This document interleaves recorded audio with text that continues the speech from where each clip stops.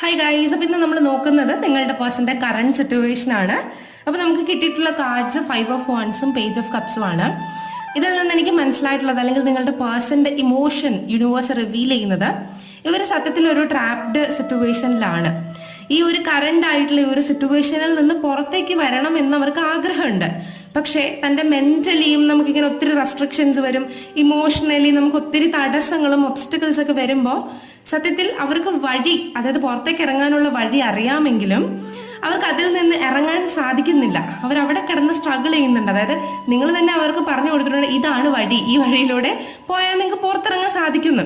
ഇതൊക്കെ ഇവർ കേൾക്കുന്നുണ്ട്. പക്ഷെ അത് അവർക്ക് പ്രാവർത്തികമാക്കാൻ അല്ലെങ്കിൽ ഇംപ്ലിമെന്റ് ചെയ്യാൻ അവരെ കൊണ്ട് സാധിക്കാത്തൊരു സിറ്റുവേഷനിലാണ് ഇരിക്കുന്നത്.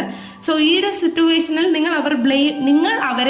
നിങ്ങളെങ്കിലും അവരെ ബ്ലെയിം ചെയ്യാതെ അവരുടെ കൂടെ നിൽക്കണം എന്നുള്ളൊരു താല്പര്യത്തിൽ ഈ പേഴ്സൺ നിൽക്കുന്നുണ്ട്. സോ അങ്ങനെ പ്രവർത്തിക്കുക.